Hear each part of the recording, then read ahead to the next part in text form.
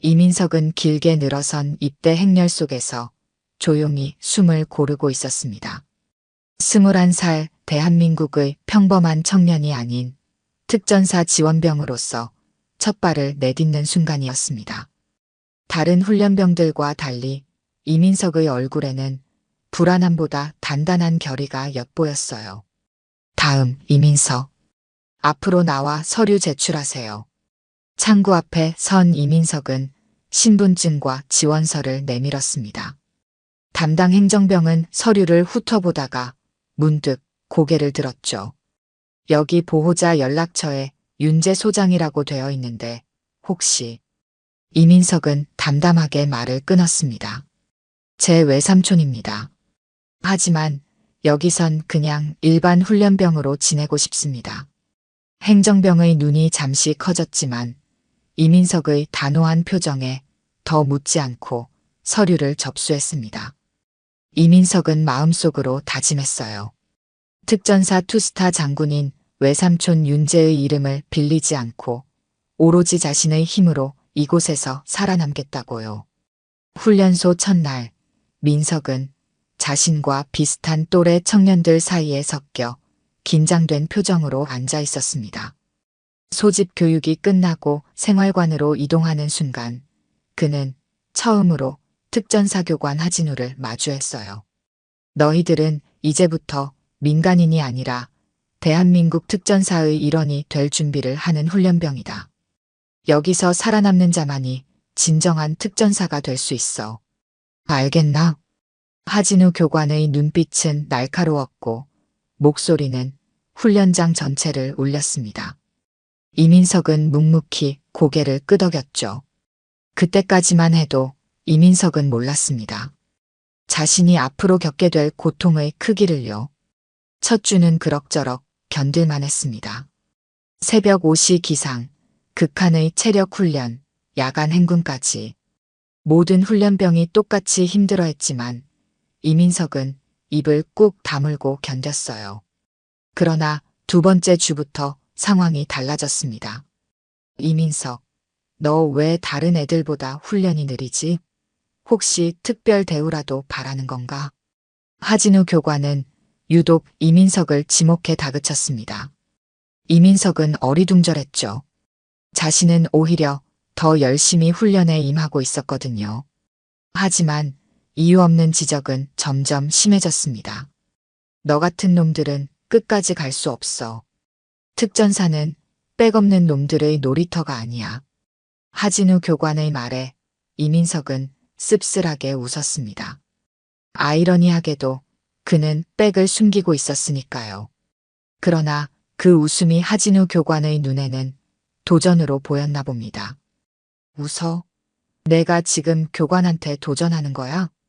그날 밤부터 이민석에 대한 가혹행위가 시작되었습니다. 다른 훈련병들이 취침한 후에도 이민석은 교관실로 불려가 기본 자세 교육이란 명목 하에 몇 시간씩 앉았다 일어섰다를 반복해야 했어요. 식사 시간은 항상 부족했고 화장실 가는 시간조차 제한되었습니다. 3주차에 접어들자 이민석의 얼굴은 헬쑥해졌습니다. 몸무게는 7kg나 줄었고 눈에는 생기가 사라졌어요. 어느 날 행정보급관인 최 중사가 슬쩍 그의 곁에 다가왔습니다. 괜찮아? 보건대 너무 힘들어 보이는데. 이민석은 억지로 미소를 지었습니다. 괜찮습니다. 제가 견뎌야죠. 최 중사는 걱정스러운 눈빛으로 이민석을 바라보았지만 더 묻지 않았습니다. 대신 몰래 영양제와 파스를 건네주었죠. 이민석은 그 작은 친절에 눈시울이 붉어졌습니다. 같은 날 저녁, 김철민 대대장이 훈련소를 순시했습니다. 그는 훈련병들의 상태를 둘러보다가 이민석에게 시선을 멈췄어요. 저 훈련병은 왜 저런 상태인가? 관리가 제대로 안 되고 있나? 하진우 교관은 재빨리 대답했습니다. 저 훈련병은 원래 체력이 약해서 적응 중입니다. 특별 관리하고 있습니다. 김철민 대대장은 고개를 끄덕였지만 떠나기 전 이민석에게 물었습니다. 훈련병, 무슨 문제 있나? 이민석은 잠시 망설였습니다.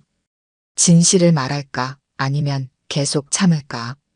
그의 머릿속에는 외삼촌 윤재의 얼굴이 스쳐 지나갔지만 결국 그는 고개를 저었습니다. 아닙니다. 제가 노력이 부족했습니다. 그날 밤 이민석은 생활관 화장실에서 홀로 눈물을 삼켰습니다. 그리고 자신에게 다짐했어요. 조금만 더 견디자. 내가 여기 있는 이유를 잊지 말자. 하지만 이민석의 몸은 이미 한계에 다다르고 있었습니다. 훈련 5주차 이민석의 상태는 눈에 띄게 악화되었습니다. 밤새 반복된 기압과 폭언으로 그의 몸은 이미 한계를 넘어서고 있었어요. 아침 집합 시간 모든 훈련병이 운동장에 정렬했지만 이민석의 다리는 자꾸만 휘청거렸습니다. 이민석, 또 딴 생각하는 거야? 뭐가 그렇게 중요해서 정신을 못 차리는 건데. 하진우 교관의 고함에 이민석은 억지로 고개를 들었습니다. 시야가 흐려지고 귀에서는 이명이 울렸어요. 인사를 하려던 순간 이민석의 몸이 앞으로 쓰러졌습니다. 야, 이민석. 일어나. 지금 장난치는 거야? 하진우 교관은 쓰러진 이민석의 어깨를 발로 툭툭 찼습니다. 하지만 이민석은 미동도 하지 않았죠. 얼굴은 창백하게 변했고 이마에서는 식은땀이 흘러내렸습니다. 주변 훈련병들이 술렁이기 시작했어요. 교관님, 이민석이 의식이 없는 것 같습니다. 누군가의 외침에 하진우 교관도 상황의 심각성을 깨달았습니다. 그제야 그는 의무대를 호출했죠. 10분 후 이민석은 들것에 실려 부대 의무실로 이송되었습니다. 의무실에서 이민석을 처음 본 이소영 간호장교는 놀라움을 감추지 못했습니다. 이 훈련병 상태가 심각한데요? 몸무게가 얼마나 빠진 거예요? 탈수 증상이 심하고 영양실조 상태입니다. 이런 상태로 훈련을 계속했다고요? 하진우 교관은 시선을 피하며 변명했습니다. 그냥 체력이 약한 훈련병이라 관리 중이었습니다. 오늘 아침에 갑자기 쓰러졌을 뿐이에요. 이소영 간호장교는 고개를 절레절레 흔들었습니다. 이건 단순한 체력 문제가 아니에요. 즉시 군병원으로 이송해야 합니다. 신장 기능이 위험할 수 있어요. 의무실에서 간이 검사를 마친 결과는 충격적이었습니다. 심각한 탈수와 함께 근육 손상으로 인한 횡문근육해증 의심 소견이 나왔어요. 이소영 간호장교는 즉시 군 병원 긴급 이송을 지시했습니다. 이 훈련병 상태는 생명이 위험할 수 있어요. 보고서를 작성해야겠습니다. 이소영의 말에 하진우 교관은 표정이 굳었습니다. 그는 재빨리 김철민 대대장에게 연락을 취했죠. 30분 후 김철민 대대장이 의무실에 도착했습니다. 어떤 상황인가? 왜 이렇게 된 거지? 이소영 간호장교가 이민석의 상태를 설명하자 김철민 대대장의 표정이 어두워졌습니다. 간호장교님, 이거는 내부적으로 처리하겠습니다. 보고서는 일단 보류해 주세요. 특전사 훈련병의 컨디션 문제로 기록하는 게 좋겠습니다. 이소영은 항의하려 했지만 김철민 대대장의 단호한 태도에 결국 침묵했습니다. 이민석은 그날 오후 군 병원 중환자실로 이송되었어요. 병원에 도착한 이민석은 의식이 흐릿했습니다.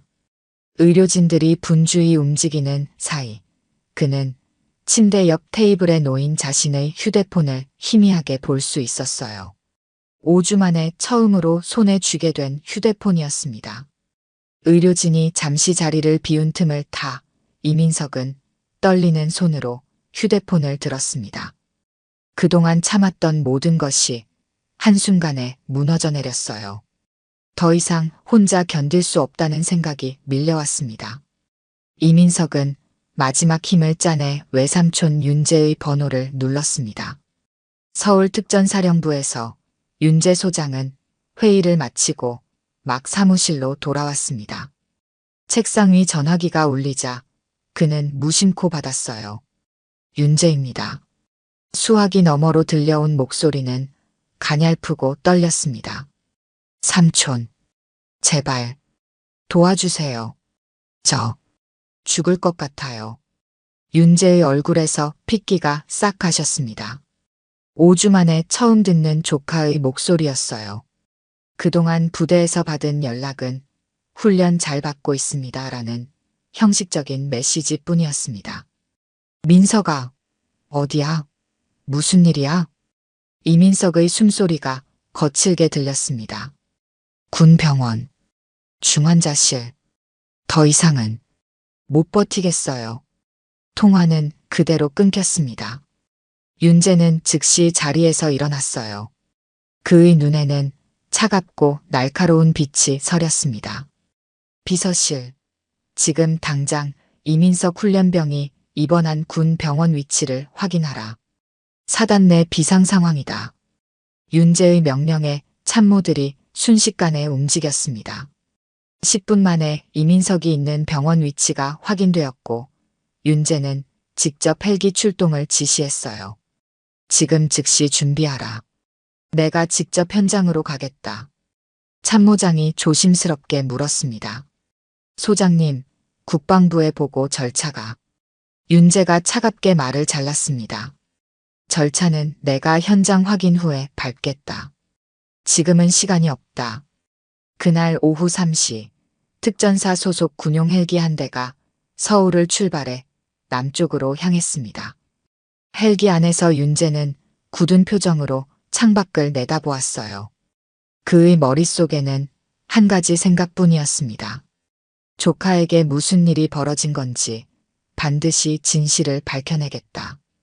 헬기가 군 병원을 향해 날아가는 동안 이민석은 중환자실에서 의식 없이 누워 있었습니다.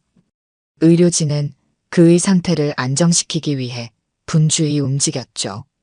아무도 몰랐습니다. 곧 이 조용한 군 병원이 폭풍의 중심이 될 거라는 사실을요. 군 병원 옥상 헬기장에 특전사 소속 헬기가 착륙했습니다.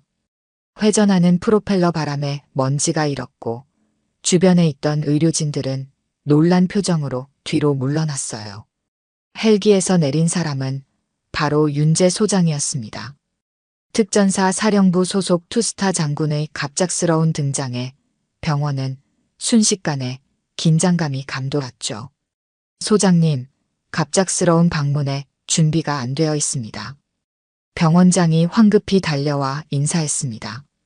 윤재는 형식적인 인사를 건너뛰고 바로 본론으로 들어갔어요. 이민석 훈련병이 있는 곳으로 안내해 주십시오. 지금 당장요.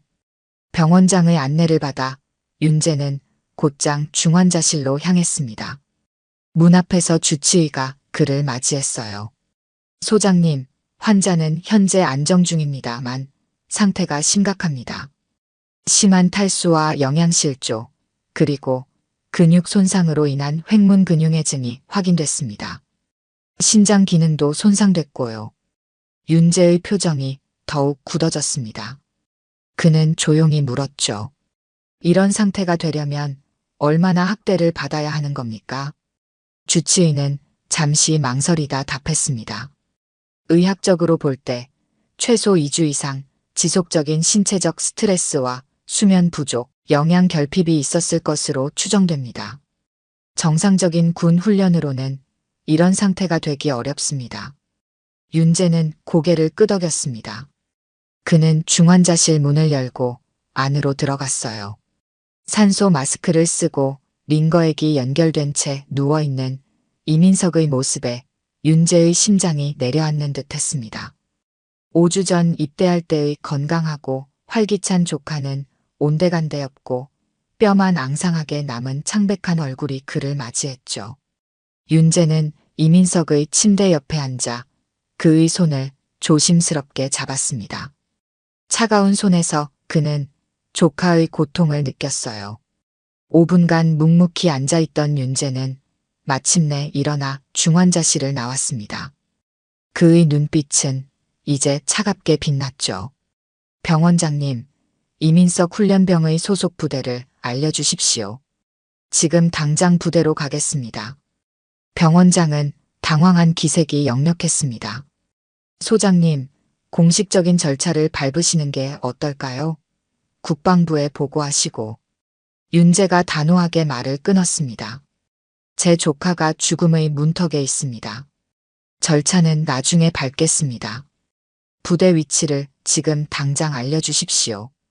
병원장은 더 이상 항변하지 못하고 이민석의 소속 부대 정보를 제공했습니다. 윤재는 즉시 참모들에게 지시했어요. 부대로 즉시 이동한다. 사전 통보 없이 진행하겠다. 30분 후 윤재의 헬기는 이민석이 소속된 특전사 예하 부대 상공에 도착했습니다. 갑작스러운 헬기 소리에 부대원들은 놀라 밖으로 나왔죠. 헬기에서 내리는 윤재의 모습을 본 초병들은 경례를 붙였습니다. 소장님, 갑작스러운 방문이십니다. 대대장님께서는 외부 회의 중이십니다. 윤재는 대답하지 않고 곧장 부대 본부로 향했습니다. 그의 발걸음은 묵직했고 눈빛은 날카로웠어요. 본부에 도착하자 부대원들이 황급히 경례를 붙였죠. 소장님 오신다는 연락을 못 받았습니다. 윤재는 차가운 목소리로 말했습니다. 연락하지 않았다. 지금 당장 이민석 훈련병의 담당 교관을 불러라. 10분 후 하진우 교관이 긴장된 표정으로 본부에 도착했습니다. 그는 윤재 소장 앞에서 경례를 붙였어요. 교관 하진우입니다, 소장님. 윤재는 하진우를 뚫어지게 쳐다보았습니다. 이민석 훈련병에게 무슨 일이 있었는지 설명하라. 하진우는 잠시 당황한 기색을 보이다가 곧 태도를 가다듬었습니다. 훈련병 이민석은 체력이 약해서 적응에 어려움을 겪었습니다. 특별 관리 중이었지만 오늘 아침에 갑자기 쓰러졌습니다. 윤재의 목소리가 더욱 낮아졌습니다. 특별 관리라. 그 특별 관리 덕분에 내 조카가 지금 죽음의 문턱에 서 있다. 하진우의 얼굴이 창백해졌습니다. 그는 방금 윤재가 한 말을 제대로 이해하지 못한 듯 했어요. 조카라고 하셨습니까? 윤재는 천천히 고개를 끄덕였습니다. 이민석은 내 조카다. 하지만 그건 중요하지 않아. 중요한 것은 한 병사가 비정상적인 학대를 받았다는 사실이지. 하진우의 얼굴에서 핏기가 싹 가셨습니다. 그는 말을 더듬으며 변명을 시작했지만 윤재는 그의 말을 무시하고 다음 지시를 내렸어요. 지금 당장 이민석 훈련병의 생활관과 훈련 기록, 담당 교관들의 명단을 가져오라. 그리고 부대 CCTV 영상도 확보하라. 윤재의 참모진은 즉시 움직이기 시작했습니다. 그들은 윤재의 지시에 따라 부대 내 자료와 영상을 수집하기 시작했죠. 하진우 교관은 그 자리에서 꼼짝하지 못했습니다. 군사경찰대를 호출하라. 이거는 공식 수사가 필요하다. 윤재의 지시에 참모진이 즉시 연락을 취했습니다. 30분 후 군사경찰팀이 부대에 도착했어요. 윤재는 군사경찰 책임자에게 상황을 간략히 설명했습니다. 특전사 훈련병에 대한 가혹행위 의혹이 있다. 철저히 수사하라. 이때 부대 정문에 차 한 대가 급하게 들어왔습니다. 김철민 대대장이 회의에서 급히 복귀한 것이었죠. 그는 본부로 서둘러 들어와 윤재 소장에게 경례를 붙였습니다. 소장님, 갑작스러운 방문에 놀랐습니다. 무슨 일이십니까? 윤재는 김철민을 날카롭게 쳐다보았습니다. 이민석 훈련병의 건에 대해 설명해보게. 김철민은 잠시 당황한 기색을 보였지만 곧 표정을 가다듬었습니다. 아, 오늘 아침에 훈련 중 쓰러진 훈련병 말씀이십니까? 체력이 약한 병사라 관리 중이었습니다만. 윤재가 말을 끊었습니다. 체력이 약해서 중환자실에 입원할 정도가 된다고 생각하나? 김철민은 말문이 막혔습니다. 윤재는 계속해서 말을 이었어요. 지금부터 이 부대는 철저한 조사를 받게 될 것이다. 한 병사의 생명을 위협할 정도의 가혹행위가 있었다면 그 책임자는 반드시 처벌받을 것이다. 윤재의 단호한 선언에 본부 내에는 무거운 침묵이 내려앉았습니다. 그날 저녁 특전사 예하 부대 전체가 소장의 직접 방문으로 뒤숭숭해졌습니다. 아무도 예상하지 못했던 폭풍이 시작된 것이었죠. 다음 날 아침 특전사 예하 부대 본부는 긴장감으로 가득했습니다. 윤재 소장은 밤새 부대에 머물며 조사를 계속했어요. 그는 수집된 자료들을 꼼꼼히 검토하고 있었습니다. CCTV 영상, 훈련 일지, 의무 기록까지 모든 것을 살펴보았죠. 이 부분이 이상합니다. 윤재는 훈련 일지를 가리켰습니다.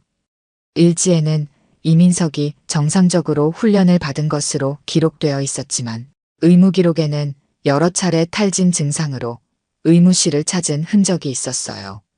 기록이 일치하지 않습니다. 훈련 일지는 조작된 것 같습니다. 참모장이 그의 옆에서 조용히 보고했습니다. 소장님, CCTV 영상 중 일부가 누락되어 있습니다. 특히 야간 시간대의 영상이 대부분 없습니다. 윤재의 표정이 더욱 어두워졌습니다. 그때 문이 열리고 김철민 대대장이 들어왔어요. 소장님, 아침 식사 준비가 되었습니다. 식당으로 안내해드리겠습니다. 윤재는 고개를 들지 않고 대답했습니다. 필요 없다. 먼저 설명해보게. 왜 CCTV 영상이 누락되어 있지? 김철민은 잠시 말을 고르더니 대답했습니다. 장비 노후로 인한 오작동입니다. 부대 예산 문제로 교체가 늦어져서. 윤재가 그의 말을 자르며 차갑게 말했습니다. 대대장, 날 속이지 말게. 내가 군 생활 얼마나 했다고 생각하나? 장비 노후로 야간 시간대만 선택적으로 녹화가 안 된다고 생각하나? 김철민의 얼굴이 굳어졌습니다. 그는 아무 말도 하지 못했어요. 윤재는 자리에서 일어나 창가로 걸어갔습니다.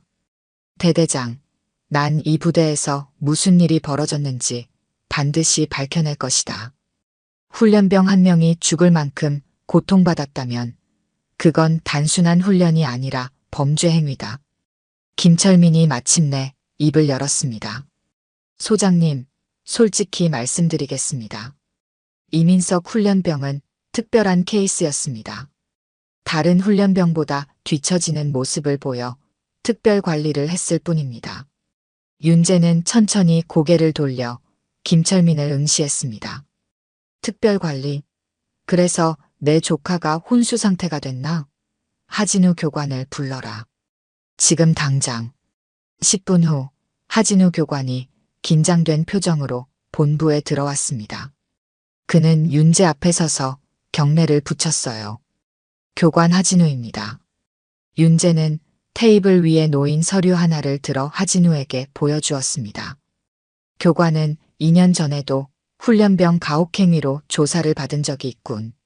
하진우의 얼굴이 창백해졌습니다. 윤재는 계속 말을 이었어요. 당시에는 증거 불충분으로 무혐의 처리되었지만 흥미롭게도 당시 내가 그 사건을 간접적으로 들은 적이 있다. 그래서 얼굴이 익숙하다고 생각했는데 하진우는 말을 더듬으며 대답했습니다. 그건 오해였습니다. 저는 단지 엄격한 교육을 했을 뿐입니다. 윤재는 냉정하게 대답했습니다. 이민석에게도 그저 엄격한 교육을 한 것인가? 그래서 그가 지금 중환자실에 누워있나? 하진우가 급하게 변명했습니다. 이민석 훈련병은 특히 훈련에 적응을 못했습니다. 그리고 저항적인 태도를 보였습니다. 저는 그를 올바른 군인으로 만들기 위해 최선을 다했을 뿐입니다. 윤재의 얼굴에 분노가 스쳤지만 그는 감정을 억누르고 차분히 물었습니다. 저항적인 태도라. 구체적으로 설명해보게. 하진우는 잠시 말을 고르더니 대답했습니다. 예를 들어 지시를 내릴 때 불만스러운 표정을 짓거나 다른 훈련병들보다 느리게 행동하거나. 윤재가 갑자기 책상을 내리쳤습니다. 그 소리에 방 안의 모든 사람이 움찔했어요. 거짓말 마라. 의무 기록에는 이민석이 여러 차례 탈진 증상으로 의무실을 찾았다고 나와 있다. 정상적인 훈련으로 그런 상태가 될 수 있나? 하진우는 입을 다물었습니다. 윤재는 이번에는 김철민을 향해 말했습니다. 대대장은 알고 있었나? 부하 교관이 훈련병을 학대하고 있다는 사실을. 김철민은 잠시 망설이다가 대답했습니다. 저는 단지 훈련이 엄격하게 진행된다고만 알고 있었습니다. 가혹행위가 있었다면 그건 몰랐습니다. 윤재는 고개를 저었습니다. 대대장의 책임이다. 모르고 있었다면 그것도 큰 문제고 알고도 방관했다면 더 큰 문제다. 이때 군사경찰팀장이 들어와 보고했습니다. 소장님, 병사들 면담을 시작했습니다. 몇몇 병사들이 증언을 하려고 합니다. 윤재는 고개를 끄덕였습니다. 좋다. 이 자리에서 직접 듣겠다. 10분 후 이민석과 같은 생활관을 쓰던 훈련병 3명이 본부로 들어왔습니다. 그들은 긴장한 표정으로 윤재 앞에 섰어요. 편하게 말해도 좋다. 너희에게 어떤 불이익도 가지 않을 것을 약속한다. 윤재의 차분한 말에 한 훈련병이 용기를 내어 말했습니다. 이민석은 항상 표적이 되었습니다. 특히 하진우 교관이 유독 그를 괴롭혔어요. 또 다른 훈련병이 이어서 말했습니다. 밤에 다른 사람들이 자는 동안에도 이민석만 따로 불러내서 기합을 주고 화장실 청소를 시키고 때로는 식사도 제대로 못하게 했습니다. 3번째 훈련병이 덧붙였습니다. 이민석이 쓰러지기 전날 밤에도 새벽 3시까지 교관실에서 특별 교육을 받았습니다. 윤재의 표정이 점점 어두워졌습니다. 그는 훈련병들에게 고개를 끄덕이며 말했습니다. 용기 내어 증언해줘서 고맙다. 정식으로 진술서를 작성해 주길 바란다. 훈련병들이 물러간 후 윤재는 하진우와 김철민을 향해 말했습니다. 들었지? 이제 어떻게 설명할 건가?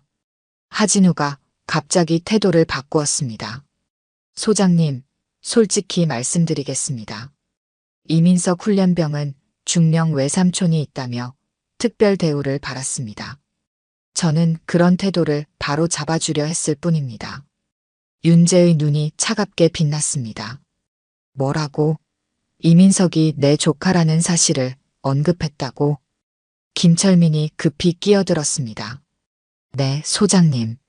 이민석 훈련병은 입대 당시부터 특전사에 자신의 외삼촌이 있다며 특별 대우를 받았습니다. 윤재는 한동안 말이 없었습니다. 그의 머릿속에 여러 생각이 스쳐 지나갔어요. 이민석은 자신이 알기론 절대 그런 아이가 아니었습니다.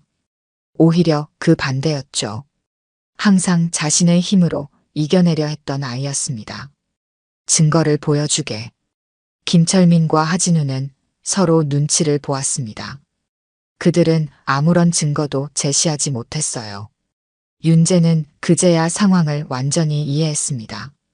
거짓말이군. 이민석은 내가 누군지 절대 밝히지 않았을 거다.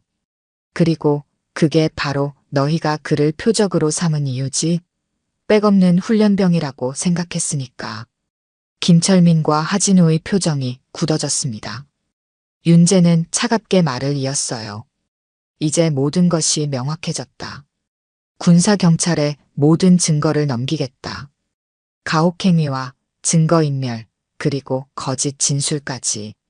너희는 군인으로서의 자격이 없다. 윤재의 단호한 선언에 본부 내에는 무거운 침묵이 내려앉았습니다. 그때 문이 열리고 행정보급관인 최 중사가 조심스럽게 들어왔어요. 소장님, 잠시 말씀드려도 될까요? 윤재는 고개를 끄덕였습니다. 최 중사는 긴장된 표정으로 말을 이었죠. 사실 이민석 훈련병에 관해 더 말씀드릴 것이 있습니다. 윤재는 최 중사를 주목하며 자리를 권했습니다. 방 안의 긴장감이 최고조에 달한 순간이었어요. 말해보게, 최 중사. 최 중사는 김철민 대대장과 하진우 교관을 힐끗 보더니 결심한 듯 말을 시작했습니다. 소장님, 이민석 훈련병은 입대 당시부터 단 한 번도 자신의 외삼촌이 특전사 소장이라는 말을 하지 않았습니다. 오히려 그 반대였습니다. 윤재의 눈이 빛났습니다. 그는 최 중사가 계속 말하도록 고개를 끄덕였어요. 제가 행정보급관으로서 입대 서류를 처리했습니다. 보호자 연락처에 소장님의 이름이 있어서 한 번 물어봤습니다. 혹시 윤재 소장님과 관계가 있냐고요. 그때 이민석 훈련병은 그냥 평범한 친척일 뿐이라며 얼버무렸습니다. 윤재는 조용히 듣고 있었습니다. 최 중사는 말을 이었어요. 이민석 훈련병은 오히려 그 사실을 숨기려 했습니다. 누구보다 열심히 훈련받았고 다른 훈련병들을 도와주기도 했죠. 하지만 하진우 교관이 그를 표적으로 삼기 시작했습니다. 하진우가 갑자기 끼어들었습니다. 그건 거짓말입니다. 최 중사는 이민석과 친했기 때문에 편들고 있는 것뿐입니다. 윤재가 손을 들어 하진우를 제지했습니다.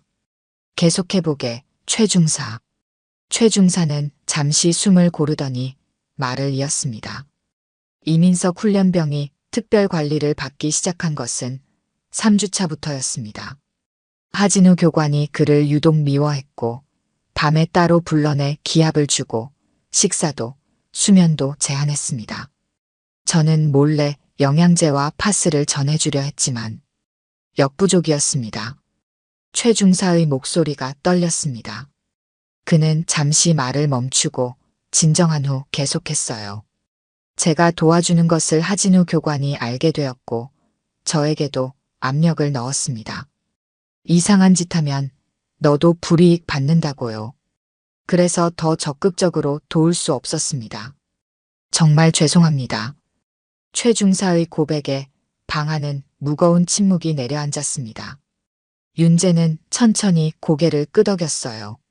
증언 고맙네. 진술서를 작성해 주게. 최 중사가 자리를 뜨자 윤재는 다시 하진우와 김철민을 향해 차갑게 말했습니다. 이제 말할 것이 있나? 김철민이 먼저 입을 열었습니다. 소장님, 저는 정말 자세한 상황을 몰랐습니다. 하진우 교관이 보고한 내용만 알고 있었을 뿐입니다. 윤재는 냉정하게 대답했습니다. 그것이 대대장으로서의 책임을 면제해주지는 않습니다. 부하 장병의 상태를 제대로 파악하지 못한 책임은 여전히 당신에게 있습니다. 하진우는 이제 완전히 궁지에 몰렸습니다. 그는 마지막 발버둥을 쳤어요. 소장님, 저는 그저 강한 군인을 만들기 위해 노력했을 뿐입니다. 특전사는 누구나 견딜 수 있는 곳이 아니니까요. 윤재의 눈빛이 차갑게 빛났습니다. 교관, 당신은 군인을 만든 것이 아니라 죽일 뻔했습니다. 그것도 내 조카를요. 윤재는 자리에서 일어나 창가로 걸어갔습니다. 그의 등 뒤로 아침 햇살이 비쳤어요. 그는 잠시 생각에 잠겼다가 다시 입을 열었습니다. 나는 군인으로서 40년 가까이 살아왔습니다. 그 과정에서 많은 것을 보았죠. 강한 군대가 필요하다는 것은 나도 압니다. 하지만 폭력과 학대로 만들어진 군대는 결코 강한 군대가 아닙니다. 윤재가 천천히 몸을 돌려 하진우와 김철민을 마주 보았습니다. 군인은 서로를 지키기 위해 존재합니다. 병사 한 명의 생명도 소중하게 여기지 않는 군대가 어떻게 국민의 생명을 지킬 수 있겠습니까? 방 안에는 무거운 침묵이 내려앉았습니다. 윤재의 말은 모두의 마음에 깊이 새겨졌어요. 그때 문이 열리고 군사경찰팀장이 들어왔습니다. 소장님, 의무대 간호장교가 면담을 요청했습니다. 윤재는 고개를 끄덕였습니다. 들어오게 하십시오. 이소영 간호장교가 긴장된 표정으로 본부에 들어왔습니다. 그녀는 윤재 앞에 서서 경례를 붙였어요. 간호장교 이소영입니다. 소장님. 윤재는 친절하게 자리를 권했습니다. 앉으세요. 무슨 말씀을 하고 싶으신가요? 이소영은 잠시 망설이다가 결심한 듯 말했습니다. 소장님, 이민석 훈련병의 건강 상태에 대해 증언하고 싶습니다. 그는 5주 동안 총 4번 의무실을 찾았습니다. 매번 탈진 증상과 영양 결핍 징후를 보였습니다. 윤재는 조용히 듣고 있었습니다. 이소영은 긴장된 표정으로 말을 이었어요. 마지막으로 의무실에 왔을 때 저는 그의 상태가 심각하다고 판단하고 상부에 보고했습니다. 하지만 김철민 대대장이 훈련병의 컨디션 문제로 기록하라고 지시했습니다. 김철민의 얼굴이 창백해졌습니다. 이소영은 계속 말을 이었어요. 소장님, 제가 본 이민석 훈련병의 상태는 단순한 훈련이 아니라 학대의 결과였습니다.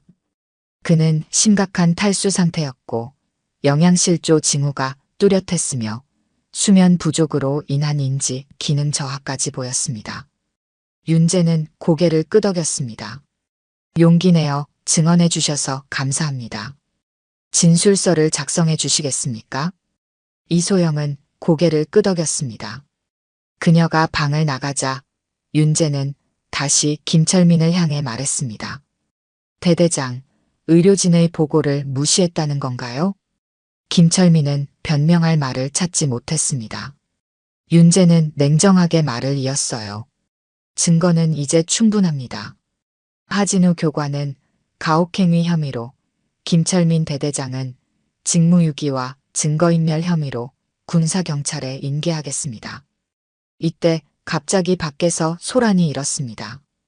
윤재의 참모장이 급히 들어와 보고했어요.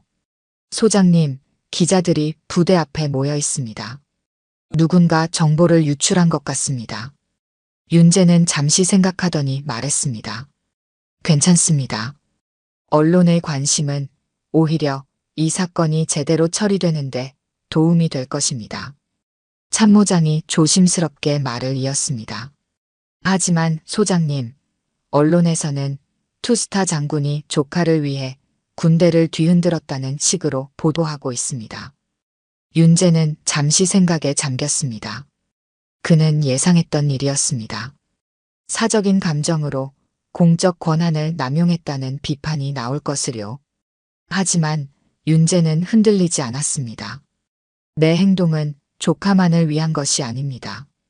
이런 가혹행위가 있는 한 어떤 훈련병이라도 같은 일을 당할 수 있습니다. 이것은 한 병사의 문제가 아니라 우리 군대 시스템의 문제입니다. 윤재는 자리에서 일어났습니다. 언론과의 면담을 준비하세요. 군인으로서 그리고 한 사람의 시민으로서 진실을 밝힐 의무가 있습니다. 그날 오후 특전사령부 소속 윤재 소장은 언론 앞에 섰습니다. 그의 표정은 단호했고 목소리는 힘이 있었어요. 저는 오늘 군인으로서 그리고 한 사람의 삼촌으로서 여러분 앞에 섰습니다. 제 조카가 가혹행위로 중환자실에 있다는 사실을 알게 되었고 즉각적인 조치를 취했습니다. 윤재의 발언은 전국에 생중계되었습니다. 그의 다음 말이 모든 것을 바꿔놓을 것이었죠. 하지만 이것은 단지 제 조카의 문제가 아닙니다. 우리 군대 내에서 용납할 수 없는 가혹행위가 있었다는 사실, 그리고 이를 은폐하려는 시도가 있었다는 사실입니다. 이러한 문제는 반드시 바로잡아야 합니다. 윤재의 절제된 분노와 명확한 메시지는 많은 사람들의 마음을 움직였습니다. 그의 발언이 끝난 후 기자들의 질문이 쏟아졌어요. 소장님, 공적 권한을 사적으로 이용한 것 아닙니까? 윤재는 차분하게 대답했습니다. 만약 제 조카가 아닌 다른 훈련병이었어도 똑같이 행동했을 것입니다. 군인의 생명을 위협하는 어떠한 행위도 용납할 수 없습니다. 그의 단호한 대답에 기자들은 더 많은 질문을 쏟아냈지만 윤재는 더 이상의 코멘트 없이 자리를 떠났습니다. 그날 저녁 이 뉴스는 전국적으로 퍼져나갔고 대한민국은 또 다른 군대 가혹행위 사건에 주목하기 시작했습니다. 다음 날 전국 언론은 투스타 장군, 조카 위에 군대 뒤흔들어라는 제목으로 사건을 보도했습니다. 처음에는 윤재의 행동을 사적 권한 남용으로 비판하는 목소리가 높았어요. 국방부 회의에 참석한 윤재는 단호했습니다. 장관님, 제 조카가 가혹행위로 중환자실에 있다는 사실을 알게 되었고 즉각 조치했습니다. 공식 절차를 따랐다면 증거는 이미 인멸되었을 것입니다. 국방부 장관은 윤재에게 감사실 조사와 일시적 보직 정지를 통보했습니다. 윤재는 이를 받아들였지만 진실을 끝까지 밝히겠다는 의지는 변함없었어요. 병원에 도착한 윤재는 뜻밖의 상황을 맞이했습니다. 군 복무 중 사망하거나 피해를 입은 병사들의 가족들이 그를 기다리고 있었어요. 저는 지난해 특전사 훈련 중 사망한 정현우 훈련병의 어머니입니다.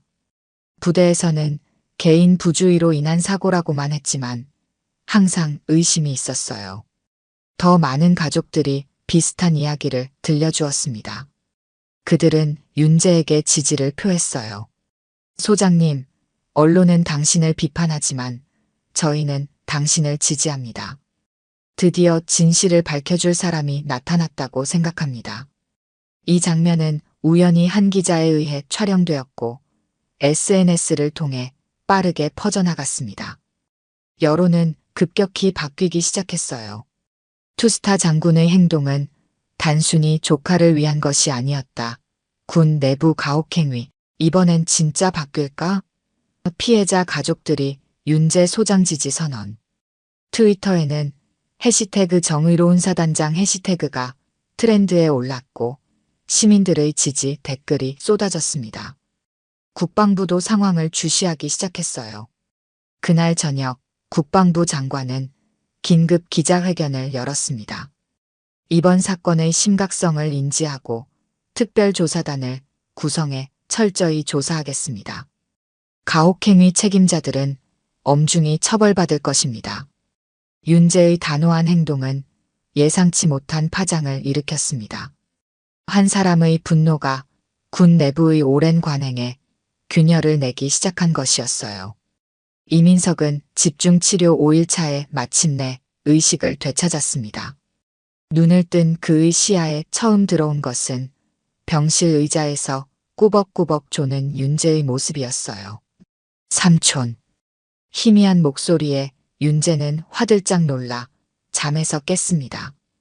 그는 재빨리 이민석의 침대로 다가갔어요. 민석아, 정신이 들어? 어떻게 느껴? 이민석은 희미하게 미소 지었습니다. 그의 눈에는 눈물이 고였어요. 미안해요, 삼촌. 제가 결국 전화해버렸네요. 윤재는 이민석의 손을 꼭 잡았습니다. 미안해할 것 없어. 내가 용기 내서 전화한 덕분에 더 큰 비극을 막을 수 있었어. 이민석은 천천히 고개를 돌려 병실 창밖을 바라보았습니다. 그의 표정에는 여전히 부끄러움이 남아 있었어요. 저는 그냥 제 힘으로 해내고 싶었어요. 삼촌 이름 안 밝히고. 윤재는 이민석의 말에 고개를 끄덕였습니다. 내 마음 이해해. 하지만 그건 내 잘못이 아니야. 어떤 훈련병도 그런 대우를 받아서는 안 되는 거야. 의사가 들어와 이민석의 상태를 확인했습니다.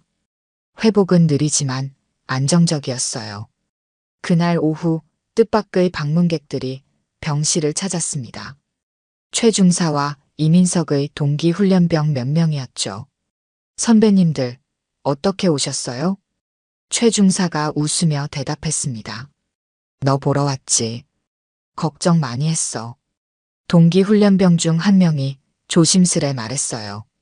민서가, 우리가 더 일찍 말했어야 했는데. 미안해. 이민석은 고개를 저었습니다. 아니에요. 여러분도 힘든 상황이었잖아요. 방문객들이 떠난 후 윤재는 이민석에게 부대에서 밝혀진 사실들을 조심스럽게 알려주었습니다. 하진우 교관과 김철민 대대장이 구속되었고 특별조사단이 꾸려져 가혹행위의 전모를 밝히고 있다는 내용이었어요. 내 용기 덕분에 많은 것이 바뀌고 있어, 민서가. 이민석은 잠시 생각에 잠겼다가 물었습니다. 삼촌은 괜찮으세요? 제가 듣기로는 보직에서. 윤재는 손을 저었습니다. 그건 걱정하지 마. 중요한 건 내가 건강하게 회복하는 거야.